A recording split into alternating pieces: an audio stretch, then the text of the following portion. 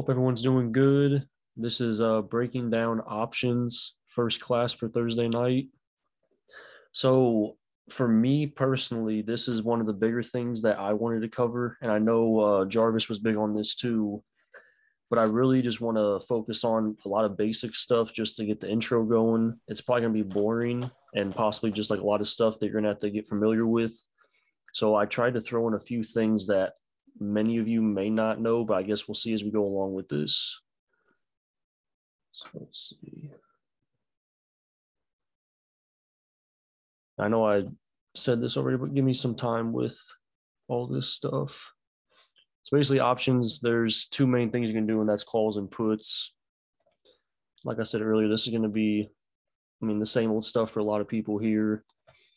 Obviously, to make money on puts, overall direction has to go down. And for making money on calls, the overall direction will go up, depending on, of course, the expiration you have, consolidation that's due with each movement, and so on and so forth. And with each of these, with calls and puts or any position you really have within anything you do with trading options, there's three main things you're going to focus on, or the reasoning why you're doing everything. And that's going to be the outcome of making income off trading. And you're also going to be using it for protection. So say you have shares of a stock and the overall market's dropping, and your main focus is, I don't want to sell this position, but I still want to try and make money on a hedge, basically. So say you have shares of Apple, shares of Amazon, and the overall market's starting to come down, and you want to find a way to preserve money while still holding those shares. Of course, you can do a hedge with puts to make sure you still bring in revenue or bring in money while the actual share price is dropping for your overall investment. And the third one is going to be speculation. And of course, speculation, it's all about like the idea of the larger move. More so, you don't want to assume anything's going to happen, but you're focused on the idea of, if the overall market's showing, say, high interest rates, there's a talk coming that's going to have bad news by speculation. You want to try and use that to your advantage without having to basically go all in on it, but you're using it as kind of like a hedge. Same thing with the protection. And the objective for all three of these, obviously, is just to make money overall.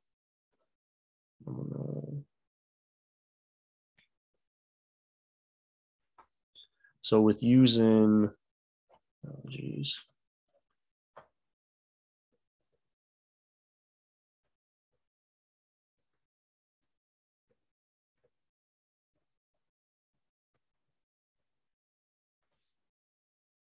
So obviously with income, there's a few things I want to talk about with the portion with this. A lot of people tend to trade for the money, and that is fine to do since that is the overall objective for everybody. But when you chase money with anything in life, from my personal opinion, it tends to come fast. But if you get it fast, it tends to go away just as fast. It's always good to actually know what you're doing and not have the main focus on just making money and just trying to grow like in a short period of time. Income is always nice, and it's a huge protection for a lot of people. It also makes life a lot easier, but it's also really important to focus on like the longevity of the whole idea with trading calls and puts. You never really want to just start with, I'm trying to make a lot of money quick and I just want to like put in a little bit and get a lot back. Because say you hit big one time, more than likely you're not going to be able to keep all the profit you made off of that little investment that you hit big on. And a lot of people, say you have an $100 account and you're focused on turning that 100 into, let's say, 200. Once you get to that 200 point, you're not going to focus on the fact that you're up 100 overall. You're just going to want to go bigger for the next one. So you're going to want to turn that $200 maybe in the 400 or 500.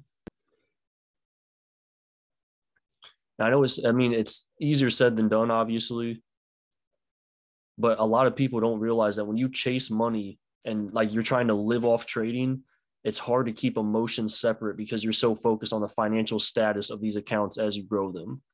It's not really the idea that if you oversize on, that's a horrible arrow, that if you oversize on one position after growing an account, say from $100 to 200 to 400, one oversized with a 50% loss after getting basically two back-to-back 100%, that $400 is going to be right back to $200 with just a 50% loss compared to those 200% leading back to back.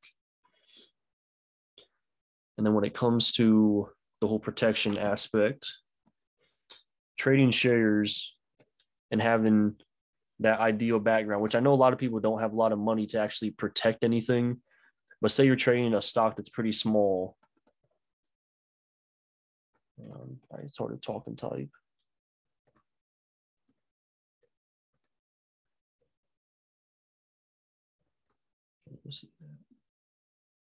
When using protection, you always want to focus on the idea of like, how can I preserve money? It's not about like selling one side and switching over. There's always a way for you to find like leverage within this. You want to find a way to like hold on the money as much as possible without having to like pull it out and then go right back in for the other direction, or just your speculation of hope or just greed, if it can be that like important to some people. And for speculation,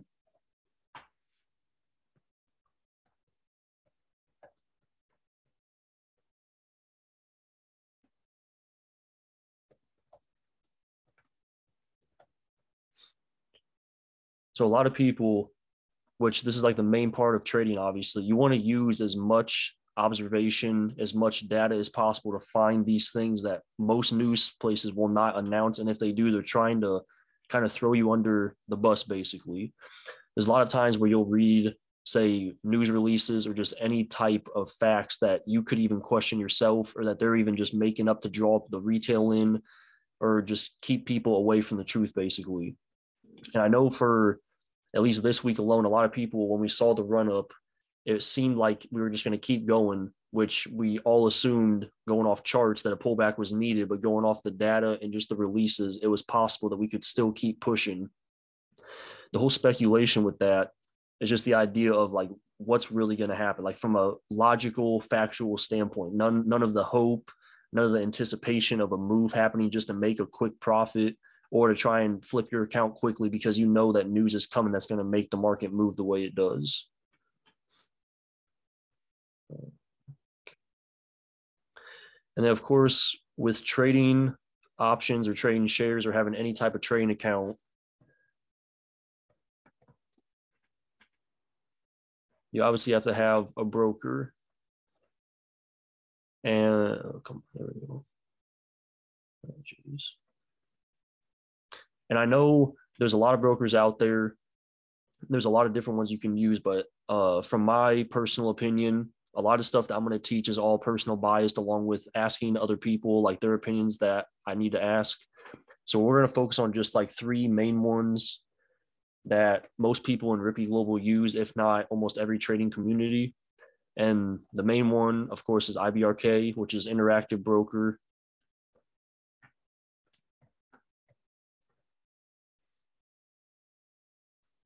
And of course, before the instant settlement went away, that was the main focal point for Interactive Broker. But after that all happened, the main thing that you can focus on is the fact that Interactive is big on fills and the contract prices.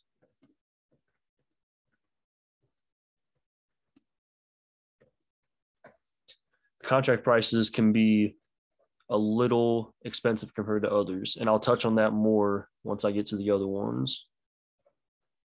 Why can't I click on that? You guys can't see the stuff I'm typing? Anyone else? If that's the case, I can just talk about what I'm typing.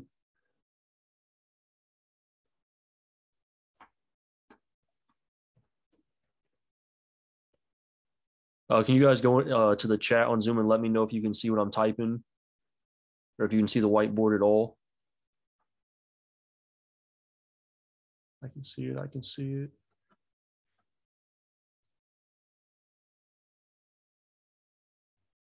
Okay. I just want to make sure. Thanks for asking that and saying that, just so I can double check. So Interactive Broker, that's the main one that everyone uses. Of course, they have some of the best fills I've used out of all the brokers. Normally, when the bid is a certain price, you can easily get filled without having to bid to drop below your limit. And of course, the biggest thing is selling, getting out at the ask or at least near the ask and not at the mid or even the bid just to get out of the position. That's one of the main focal points for me with interactive is just the idea of filling exactly where I want, and I can get it without having the bid to drop below where I actually want to get filled. And then the second one that for me personally, I love this on the mobile, and that's Webull. So Webull, I personally like it for not only the fills, which they're not as good as Interactive Broker, but the contract fees when entering closing positions are extremely, extremely cheap.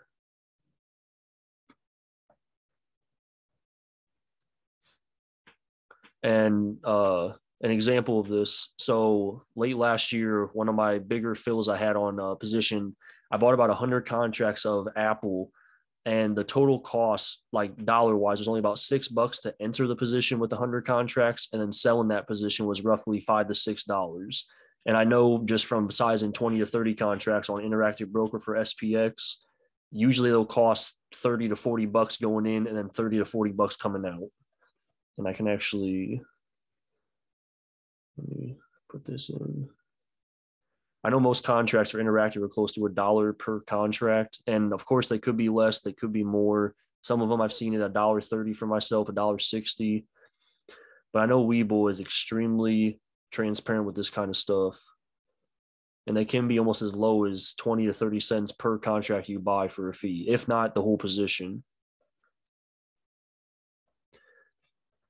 So with Webull, another reason why I do like talking about this, if you don't have a monitor set up or a laptop to really trade off of, and you're like, say you're new to trading and you just want to focus on the idea of like, I have a phone, but I want to make the use of it, I want to do the most I can with it. Webull has, I would say, one of the best mobile setups all around with charting, with the indicators, using patterns to chart the actual feed, because it's almost like a community on there. You can talk to other people and you can actually like maneuver through stuff a lot faster with entering trades, exiting trades. There's like little like shortcuts, I'd say, to speed up the process if you're in a trade and just like transferring over to sell last second if you have to. And then the third one, which of course other people are going to agree, is Thinkorswim. So Thinkorswim, also known as TOS for the ones that may not know that, because I know a lot of people when they talk about it, all they say is TOS. This is also another one that I use for another account I have. I don't usually trade on it very often, but the mix of it, I wouldn't say it's one of the best for just mobile alone. I would give that to Webull, but overall, TOS and Interactive are pretty similar with the contract prices that you pay for the fees and just the overall desktop version or mobile version for both. Yeah, I know a lot of people, when they chart on TOS, they tend to not use the actual platform. And if they do, that's good. But I know a lot of people that use TradingView. And for those of you that don't know what TradingView is, it's basically just a charting platform that you can link to most brokers. And it's pretty handy with mobile or the desktop version. And that's the main one people use even for futures or just the after hour indexes you want to see as the market moves. And then I'm going to keep this page up and we're just going to put a little line right here. So with brokers, there's two different type of accounts that you can have when trading. And like I said earlier, this is a lot of basic stuff. I'm pretty sure a lot of you know all this, and hopefully you learned something that you may not have known about the brokers or just the small stuff most people don't talk about. So we have two different type of accounts, and that's a cash account and a margin account. Majority of traders do have the cash account. And the reasoning for that is the main focal point for a margin, and I'll come back to the cash in a second, is the fact that if you have over $25,000 in your margin account, you are able to basically have unlimited trades if you stay above that threshold during a trade, if you're still holding. So if you have, let's just say, a $26,000 account, my bad for this bad drawings. So say you have a $26,000 account and you're in a position and that position drops below $25,000. So let's say it goes down to 24,900. that margin is automatically going to lose that basically 25K value of having that instant settlement. And that's when you're back to the PDT rule, which for margin, you're allowed for under 25K.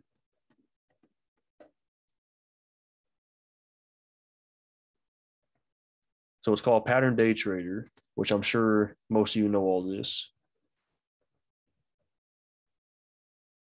So pattern day trader, you're allowed 3 trades within a 5 business day period.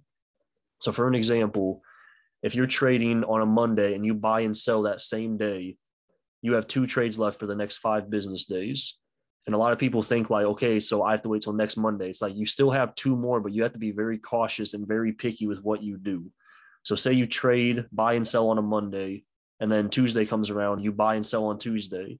You now have 1 more trade left until that following Monday where the first pattern day was taken, until you can actually get that day back.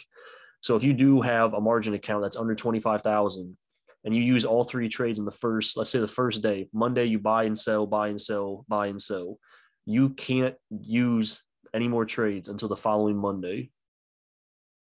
Replying to, is he talking about?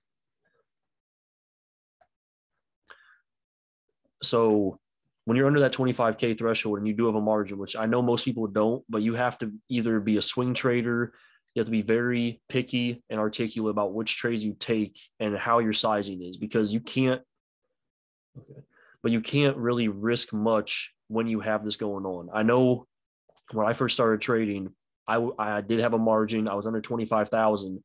I didn't know what any of this was. So of course, I got hit with the penalty. You get 3 attempts for all that.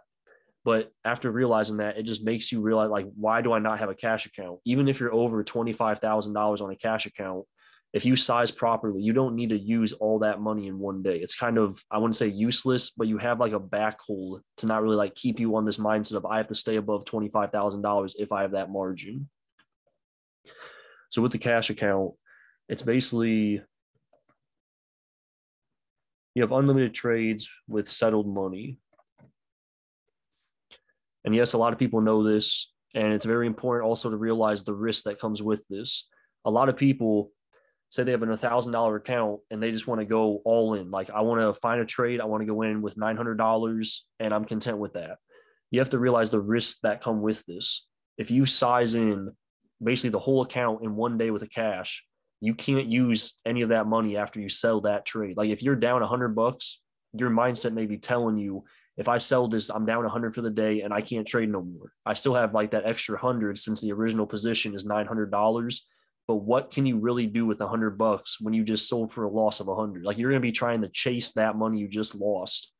So it's really important to focus on the idea of like sizing proper with a cash account, no matter how big your account is.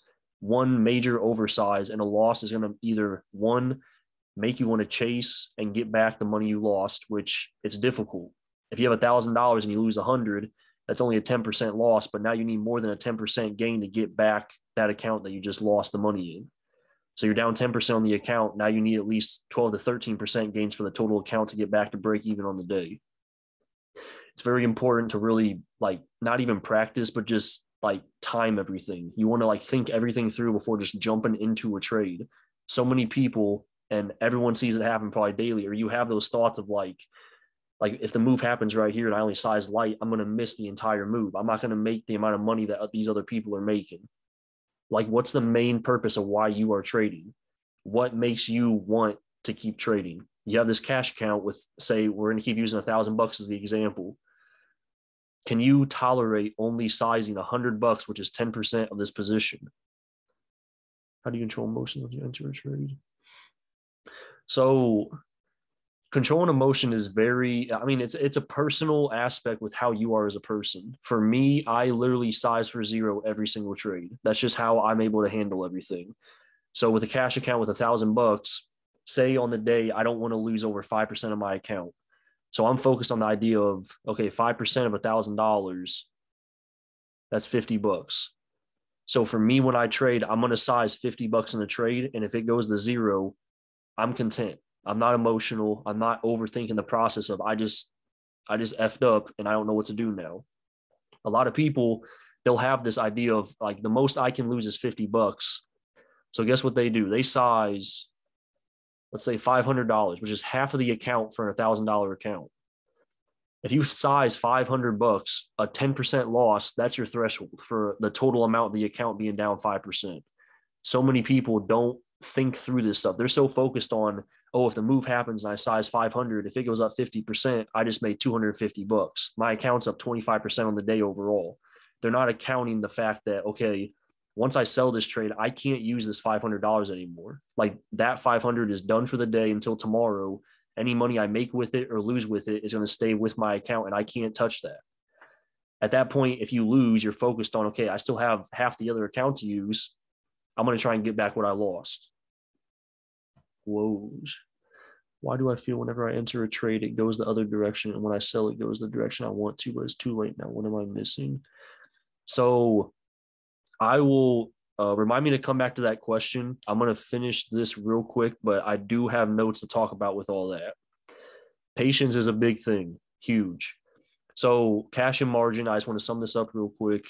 Cash, this is just, obviously, I'm going to say this a lot throughout this course. It's all personal opinion. I want to speak on what I've been through, what I've encountered.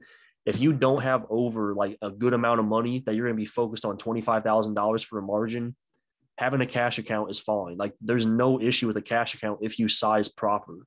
If you only have $1,000, you can have a margin, but you're stuck with 3 trades a week, which will make you have to work on discipline. But a lot of people, you have a cash account with $1,000, you want to get in and out. Oh, I lost, I want to try again. End of the day, you're up $200 on the day. You want to keep trading because you think there's more out there. Like, what more do you need? That's when you have to find like in yourself, like, why am I trading? Why am I really putting myself in this position to try and trade again? Do I want the money? Do I want the adrenaline? Do I actually see a setup, or am I just sitting here trying to do something because I have nothing else to do? That's the biggest thing that held me back for so many years, was that issue right there. Okay. So we're going to get into, and before I start this, I'll answer that question you just asked about entering, and then when I sell, it goes the other way, and I feel like I missed it. So before I get into the advantages with options, entering a trade, there's never like a focal point of like, oh, I got in and it dropped. You can't think personal, like, what did I do wrong? It's the idea of like, what is the chart showing? Like, did I enter calls at a rejection point? That's why a pullback happened. I'm down 20%. I don't want to hold. And then that slight pullback on the larger frame could have formed like a higher low on a trend. And let me actually just draw this out real quick. So say we have this trend, a rising wedge, and we have this going on. So you buy in, let's just say at this double top, hoping for a breakout. The main focus is, like, for me, I'm looking at the larger picture of, okay, it's holding a trend right here. That's kind of bad. Let me use a different color. I'm focused on this trend right here. The pullback. I want to try and catch this when it pulls back again. I'm not focused on if this breaks out, it's going to run. I have to catch it before it just keeps going. I don't want to miss out on that move. What are you really missing out on if that move does happen? I can't see what you're drawing. Is anyone else having the issue of not being able to see what I'm drawing?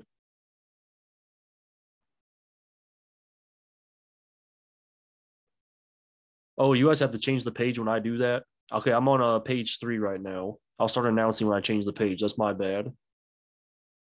Changing the page is on the bottom right-hand corner. Let me know when you're on there and I'll continue.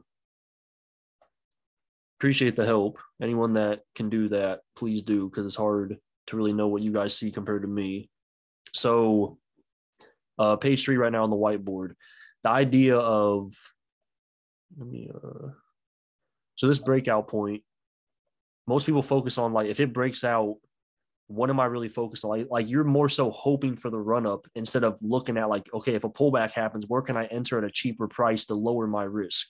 So many people focus on, like, they want that push. They want to get in before it happens. Why not get in when people are selling? Like, why not get in when people are fearful it's going to keep dropping? But in the larger frames, it's at a support trend. It's at a heavy zone that people are buying. That's why, for me, I'm always focused on, I'm kind of going off this. It's not about being too late. It's about being early. That's what I try and focus on with my mindset. Because if I'm late to the party, like today, I was just telling someone earlier, I didn't touch anything after 12 o'clock today, Eastern time. After lunch hours, the market just dropped straight downfall. I did not touch a put. I was sitting there just watching. And the reason for that is the overall market, I wanted a reject on the top side for puts and I missed the entry. I'm not going to chase when I knew my entry before was going to be better. It's kind of like basically like continuation. You're hoping it keeps going down if you buy a put. I don't want to hope for anything. I want a guarantee risk reward where I know I could lose, but it's managed. I could win, but I expect this to happen. There's a question up here before. Not going to lie, my 1K account, I sized in 50% to make the gains I did today, but only because I saw the direction and was convinced. Yeah, so convicted. So basically, it's like size and heavy is fine if you have like a plan. If you have a plan and you're like content with, okay, if this doesn't go right, I'm going to lose X amount of money. I'm going to lose X amount of this percent of this trade. That's 100% fine. It's the idea that at the end of the day, can you live with what you did and not be upset? Like, can you actually sit down and say, I had a good day, even though I was red. I followed my plan. I kept my emotions out of the picture. I followed the trade setup. What time frames and indicators do you use for day trading in order to find the idea entries and exits? So I honestly don't use any indicators, mostly just VWAP on and off, but I'm specifically a zone trader, a trend trader, supply and demand, support resistance, patterns, specific patterns to be exact.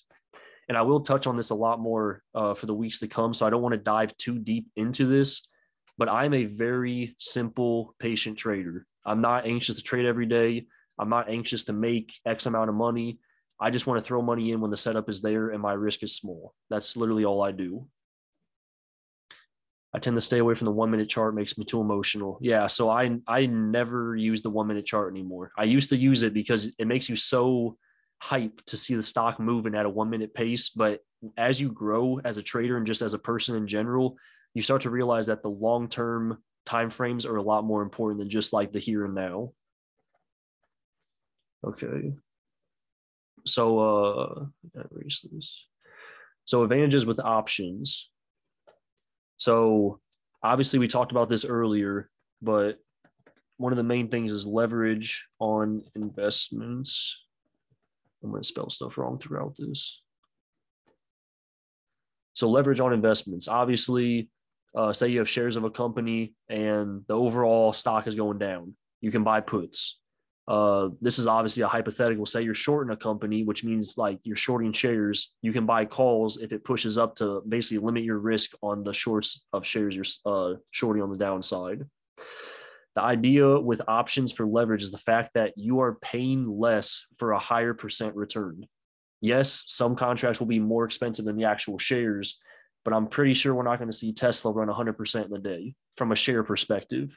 We're not going to see Amazon run 100% in a day, let alone 50% in a day from a share perspective. If you can buy an option contract for $70, there's a high chance that contract can go 100% in a day or 200% in a day, and so on and so forth. The return is going to be higher every single time with an option compared to shares. Obviously, there's short squeezes, there's penny stocks, small caps. That's all obviously important. But from a smaller perspective, options have the best advantage of having those returns, but they do have a higher risk. So I'm going to answer these questions as I go along. I got to stop talking so much. So flexibility with options. This is probably one of the biggest things people like about him, only because of the fact that you control everything if you want to. Say you want to buy a contract with an expiration for 2 months away, so it moves a lot slower. There's no time decay happening quickly like there is with zero DTE or the week of. You are in control with everything, the strike price, the expiration date, the amount you want to put in, the amount you want to sell. You can trim, you can do almost anything. It's the same with shares, but you can't determine a strike price. You're just buying a share and you're letting it move on its own. Options, you can control everything, like what you want. Do you want to buy in the money? Do you want to buy out of the money? Do you want to spend only a few bucks? Say Amazon costs $90 a share, a contract costs $10 that you're looking at. You can size 9 of those contracts to basically even out the share price or you can just size one contract and make an 100% return on that. You'll make $10 off of that one $10 contract. It's very unlikely you'll make $10 on Amazon shares in one day if you have one share of Amazon. And then this kind of goes back to the leverage on investments, but the idea of having risk in your favor. So that does sound kind of bad. Like, why would I want risk in my favor?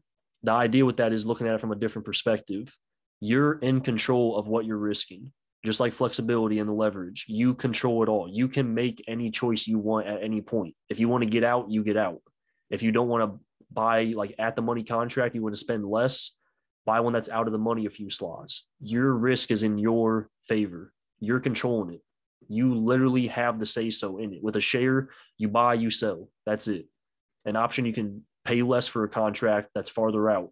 You can buy in the money for more expensive, but there's less risk with it since the theta is going to be lower. Intrinsic value, you're already in the money. It's not going to drop as fast if it consolidates. You're going to sit pretty good. And then, of course, the opposite side of every advantage is going to be a disadvantage.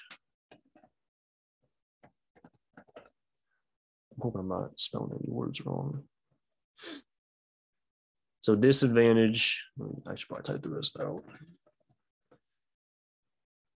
Disadvantage with options. So when it comes to options, obviously everyone knows this. If you played 0 DTE, if you played the week of, even sometimes 2 to 3 weeks out, they are volatile. They fluctuate. They move so fast if you're not like attentive to what's going on. That is one reason why me personally, I will try and avoid 0 DTE unless I size for 0.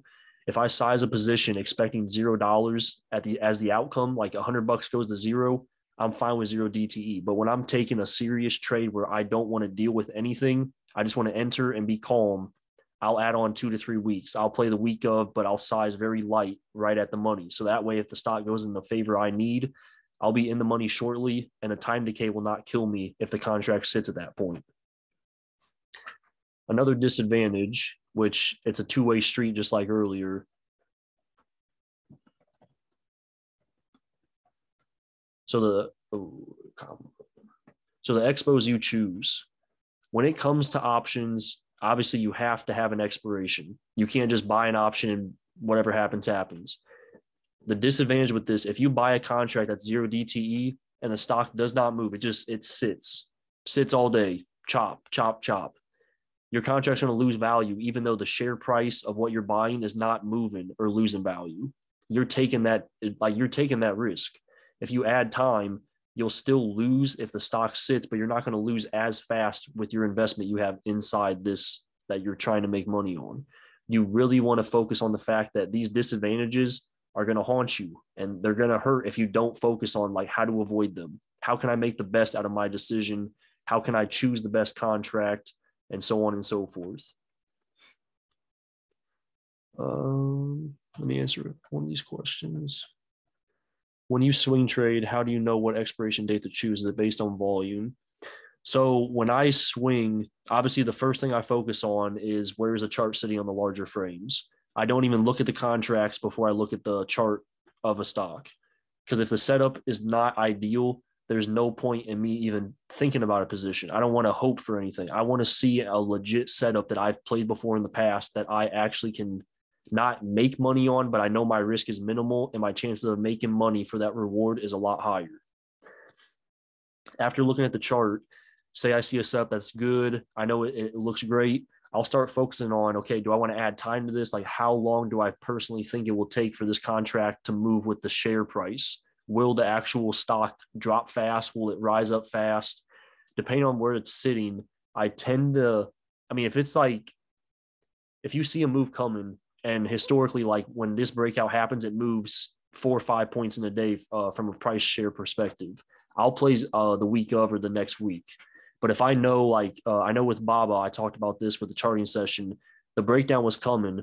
And if you add time to that, you're safe. Play right at the money, add 2 to 3 weeks. You're going to be paying more, but you're going to be saving a lot of stress on your shoulders because if it sits for a day or two like it did, eventually when that drop happens, you're going to be back above where you bought in and you're going to be fine. That's the main thing with finding like a swing trade? Like, do I need to add time, or is this going to happen quick and I can just get in and out the day of or the next day following? Volume is a big thing as well. I know the psychological numbers with volume and the actual option premium. So a lot of people always talk about like the psychological number with option premiums. So basically what that's saying is, say you have a stock that's at $101 a share and you want to get a put position. Logically thinking from a psychological standpoint, you're going to focus on the $100 put. Let's do this. So 100 a share. And you want to get a put position. Psychologically, you're focused on, okay, I can get $100 strike price because it's 100. That's a psychological number. Most people are not going to focus on, 99, 97. Yes, there's going to be volume, and you can take that since it's closer to in the money. But the main stuff I focus on when I do a swing, if I add a lot of time, I'll play the psychological number that's usually just outside of like in the money. So like the hundreds right there, I'd be focused on that 95 strike point for a put. And then obviously it all depends on the price of the contract. It depends on like the Greeks, the delta, the gamma, the theta, and just seeing like what the chart has done historically with the setups it's had in the same position. I try not to really put myself in a position to lose, but having volume on a contract is one of the most important things because moving forward, you need someone to buy what you're trying to sell.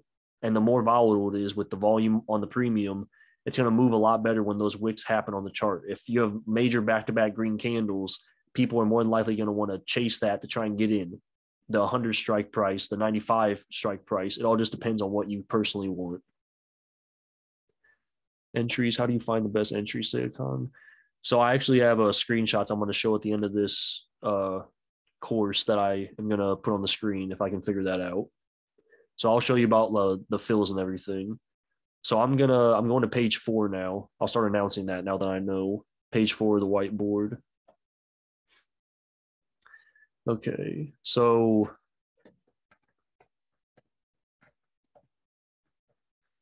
choosing options over shares. This is one thing a lot of people are, it's kind of obvious when you've had experience with option trading, like the percent gains are better. Obviously the risk is higher. Shares move slow unless you have a short squeeze going on or you're trading a penny stock or something that's cheap that has a chance to run 20, 30% in a day. The biggest thing you want to focus on when choosing like why options over shares, you want to start with thinking like, what's your financial status? Can you personally afford to lose money if you trade options? A lot of people, it's like they're trading with their last few dollars. There's nothing wrong with that, but you need to have risk management in your favor. It's very important that when you trade options, you can't just use like the last of what you have because more than likely, and I've been in the same shoes a few years back, you're going to put yourself in positions to try and make as much money as possible when you can't afford to lose all this money that you have. That's the biggest issue with like, okay, I'm sitting at so-and-so X amount of money. I can risk this much to try and trade and figure this out, but I can't use everything because then you're forcing yourself. If I lose $200, I have to get that back. I have to find a way to like get that back as soon as possible. It's going to mess up your mental more than what you probably can even think about. I'm going to answer your question in a second, Rocky. I got you. So the second thing with choosing options over shares is, do you have the time on your hands? And this is one thing I know a lot of people are like, I don't have, like, I can only trade open. I can only trade the last hour of market open. I live in a different country and I can't afford to trade certain hours because I'm not going to be awake.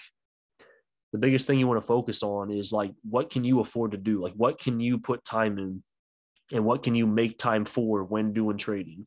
If you're one of those people that you can only buy and hold for a period of time and you can't sit there for a few hours, a few minutes to like actually like find stuff, shares may be the better option since you're not putting yourself in a position to lose as much money as fast.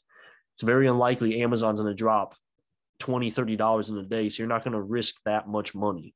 But if you have time on your hands, you can take that and use it to learn options, to learn how to make this work for what your schedule stands for. It's really important, and I'll keep saying this, you need to figure out who you are as a person with your daily life, your mental, like what are you comfortable with? Are you a swing trader? Do you have patience? Do you like in and out? You don't like to hold stuff long because your emotions get involved. Maybe you're a scalper. You have to figure out what is best for you. Like make time for what you can afford to do so you enjoy this. You don't just want to stress every day, even though this is a stressful environment.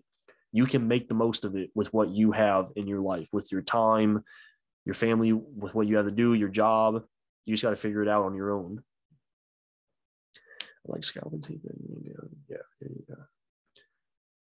And then that's spelled wrong. Oh.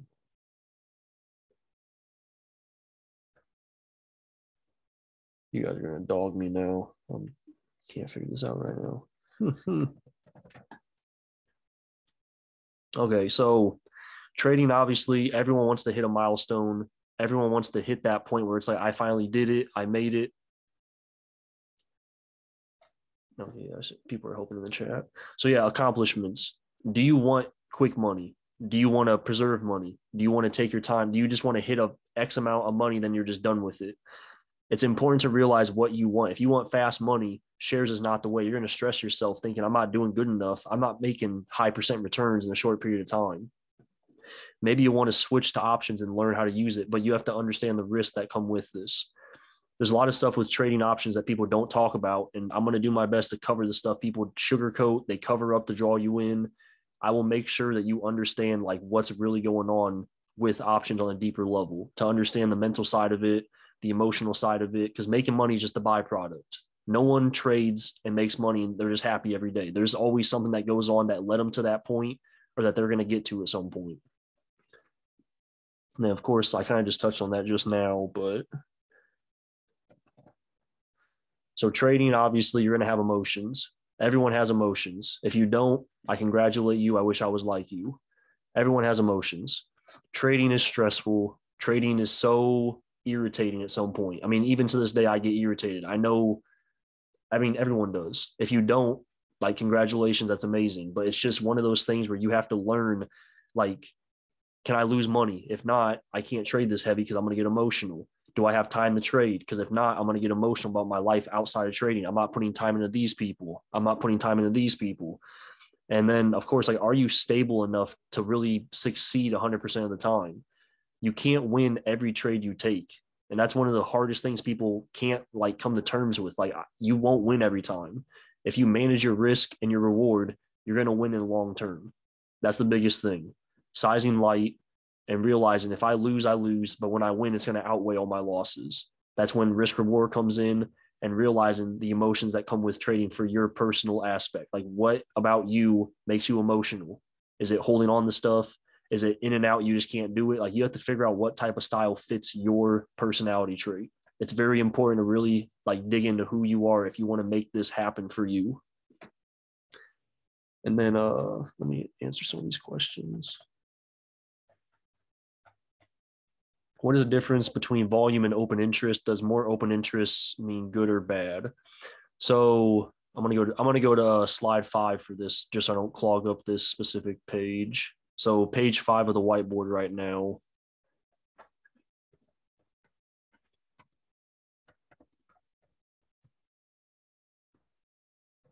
So we got volume and open interest. I'm going to keep these just like this for now.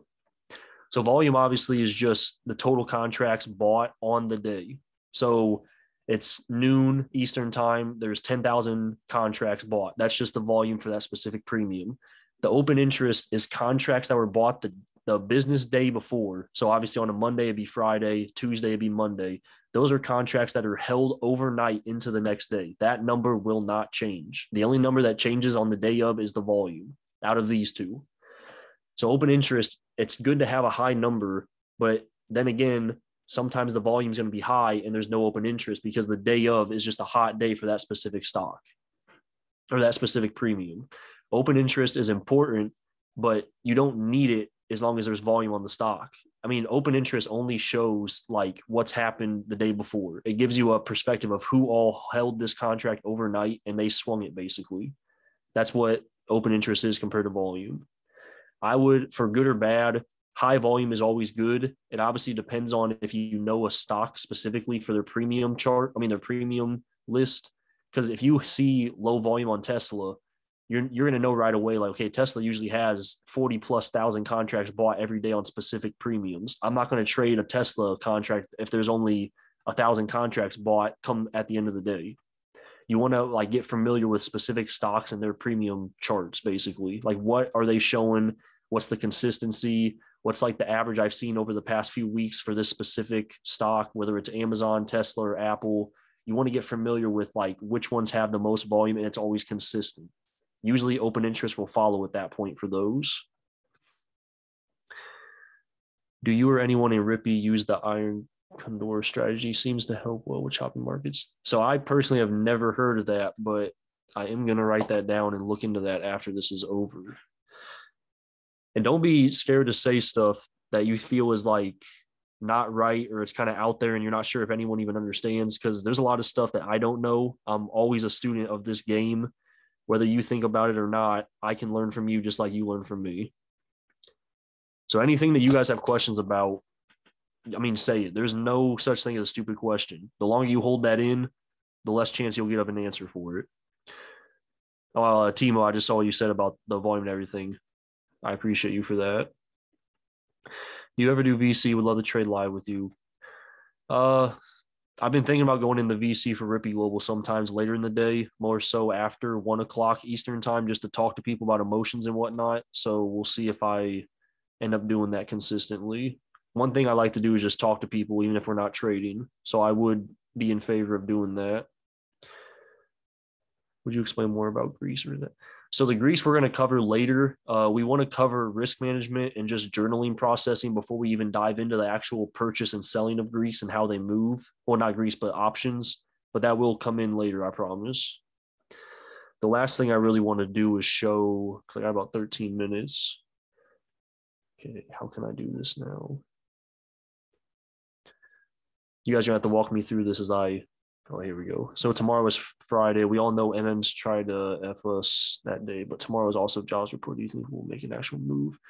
So, I mean, I've said this before and I'll keep saying it. I'm a very logical thinker. I never have like hopes for, oh, if job reports are bad, we're going to tank. If job reports are good, we're going to send.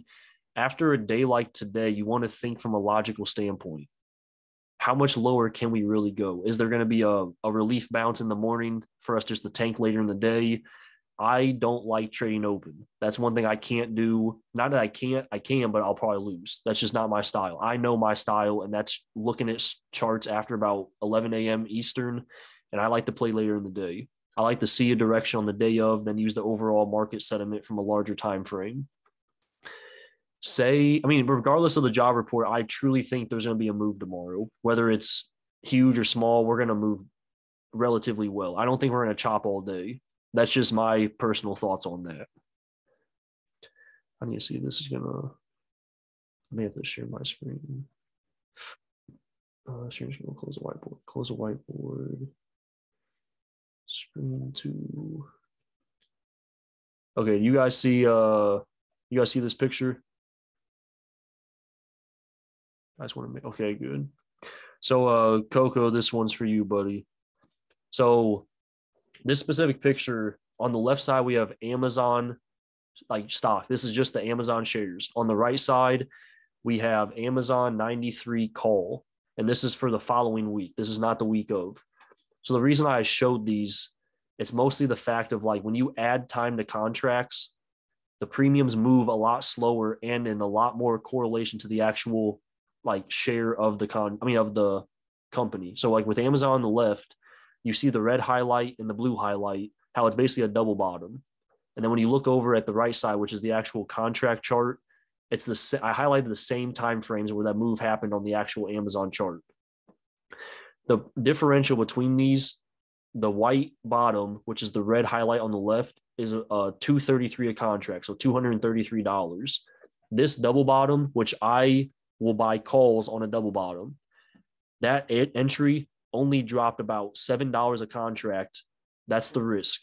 Like when I look at stuff like this, and hopefully it doesn't throw anyone off because this is kind of like a little bit farther ahead, but this is just going off like safe trades, risk management, having a plan before it even happens. When you see Amazon come down where this red highlight is, where my mouse is, it pushed up and came right back down. I'm looking at a double bottom. I'm waiting this whole drop for it to consolidate at the double bottom. If it doesn't, I usually just don't trade. I wait for solid setups that have low risk. So with this contract being a week out, it's not the week of, it's the next week. You know, from the red highlight, now going over to the contract chart, that bottom was 2.33 a contract.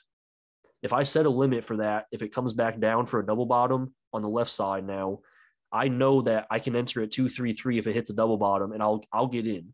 At that point, before it even happens, I can start to calculate, okay, if I only get one contract and my risk is going to be, say, $30 a loss, I know I enter at 233, I'm going to sell at 203. My risk is $30 a contract. Going off this double bottom on the right side, the contract would have entered at 233 and it only dropped down about 2.26. So it dropped $7 a contract, which that's nothing. That's not even 5%. That's the whole idea. When I trade, I always keep the contract I'm looking at. I have that chart up, and then I have the actual stock share pulled up for that chart. So I'm going to pull up the week of contract just to show you the correlation with how much lower and how much more risk can be associated. Or is that the same one? Oh, geez. Hang on. So basically, I'm going to keep talking about this while I pull this other one up. When I use these, I always have the contract chart pulled up as well, only because like I can visually see what the price of the contract is. A lot of people, they just look at the bid and the ask, and all they see is when it's dropping, oh, the bid's dropping, the bid's dropping. I know ahead of time, if Amazon hits this double bottom, I'm basically guaranteed to get in where that contract hit a low of on the first double bottom before it has that next like consolidation point at the support. I know I can get in at 233 for this contract. What I'm figuring out after that is how long would I hold this if it kept dropping? Like, what's my risk? Obviously, the reward on this was about a 50-point upside after it bounced. Hang on, I'm trying to do this quick. There we go. Okay. So this is the week of with Amazon. It's the same thing as the other picture. This is just the week of contract. Same strike price, just closer expiration. So obviously the price of this contract is going to be a lot less. This one is 118 a piece at the same white line where the double bottom happened. If you would enter, it would drop $4 a contract compared to the other one dropping $7, but the price was higher. So having a $4 drop, you know ahead of time, okay, the bottom before where the red highlight is was a 1.18 entry. If it hits a double bottom, I can enter at 1.18. Like, I'm guaranteed to get in at that price. And I have this figured out even when Amazon's way up here at the top. When it pushed up to 94.17 on the share, I know already if it comes back down and contests, I can get in for the contract at 1.18. The contract, if you would have chased this, 1.88 at the high. I don't like chasing. It's just there's so much emotional stuff that I can't deal with for me as a trader. I don't like chasing because a slight pullback after multiple green, that premium can get like totally destroyed. Like, there's not much you can do about it, and your emotions are going to kick in. What if it pulls back and like you're up green, but then it pushes back up again for a put? Now you're back to red.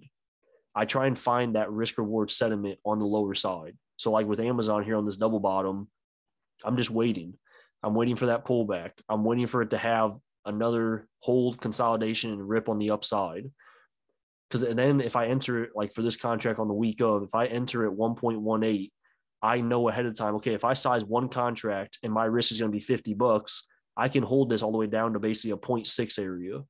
So I know ahead of time, okay, if I size 10 contracts, I can risk X amount and I know where I have to sell before I even get in on the play.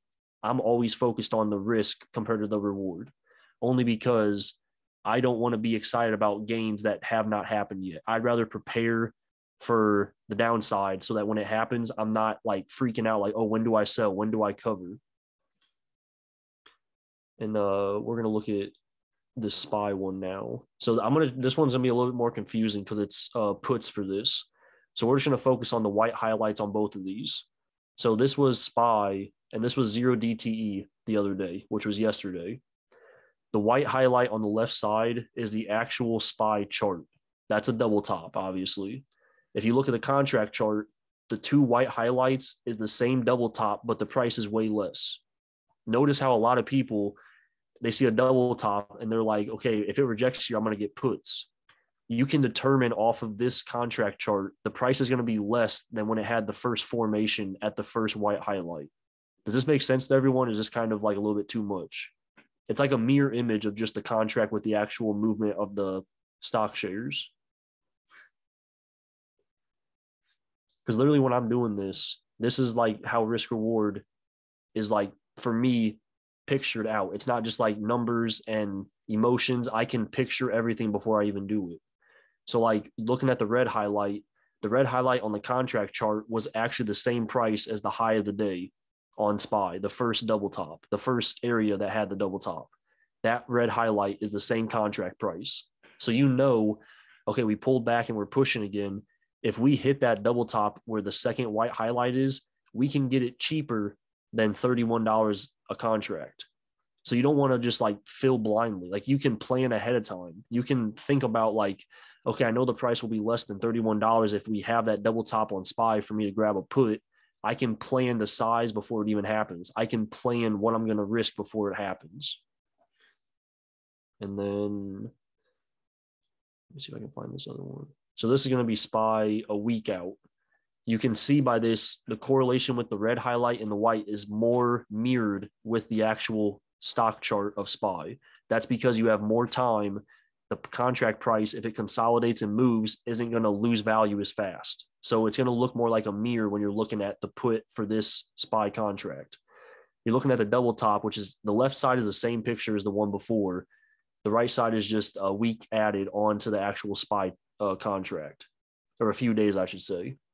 So you're looking at the actual, like the red highlight almost mirrors the first white highlight. It's not as the same price. It's actually more expensive still because it's not on the same share price as when the double top happened. So just like before, I am able to plan, okay, if a double top happens, I know I can get it cheaper for 2.25 where this first white highlight was. I'm able to look at this and say, okay, I can enter around 2.25 and my risk is going to be X amount. Maybe it's 2.00 is my sell limit. So I'm risking $25 a contract. I'm basically figuring all this out before I even enter, before the chart even aligns. Because if it doesn't align, I just don't enter. I just prepare before it even happens. And that's, I mean, like expirations are everything. That's one thing a lot of people, it's like, I just want quick money. I don't want to worry about expirations. I don't want to worry about the idea of, oh, I just want to get fast money. So that's what I'm going to do. You have to really focus on the fact of like, what do you want out of this? Or can you take that time to like let it sit and not have to get in right away? Oh, I switch back to the whiteboard.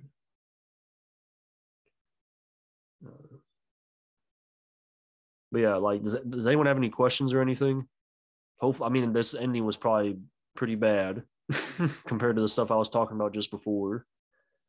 Because I know risk is one thing I want to touch on a lot, and I want to use as much visuals as possible, along with just explaining, like, if you're chasing money, it's going to leave just as fast as you get it when you do have that big hit when you don't know how you did it. It's always that, like, speculation of, what do I have to do now to keep this money going? You have to plan ahead and really have an idea of, like, how you're going to keep this momentum going as you grow your account.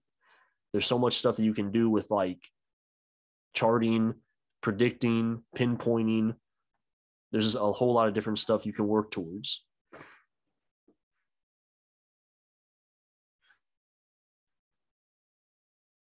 I would love to learn. Yeah, so I can touch on those. Yeah, I'll have some of the VWAP and EMAs because I have used those in the past, and I will touch on those as much as you guys want. Because I know VWAP is one of the biggest ones. I mean, it's the main overall volume and just movement indicator. This helps a lot, puts the risk management aspect of when to enter. Yeah. Like the reason I use this is only because when I'm focused on just like prices of bid and ask, it kind of throws your mind off when you see a contract drop 10% in a few seconds and you don't know, like, should I enter now? Should I not enter? So this keeps me focused on the idea of like following the trends and the actual zones within the stock setup. Like I'm dialed into just the stock and the movements. I'm not focused on the money. I'm not focused on if I win or lose. I just want to get my risk as low as possible so that when I do enter, I'm prepared. I know what's going to happen before it even happens, no matter which way it goes. That's the main thing that I try and focus on. Yeah. So the first class, I mean, charting is going to be the biggest thing. He said, is there a class to learn to draw support and resistance zones? Sunday night, we do have charting, and I would recommend it. I will hit heavier on the support and resistance stuff so that you and other people can learn that a lot better, since that is like the foundation of almost any type of trade. What expiration would you say is best to trade with a small account? So before figuring out expiration, you really need to figure out like what prices can you risk per contract. Because I know there's a lot of stuff with if you trade Tesla, the cost per contract is going to be very expensive unless you're playing the zero DTE. Let me get rid of this on a different background.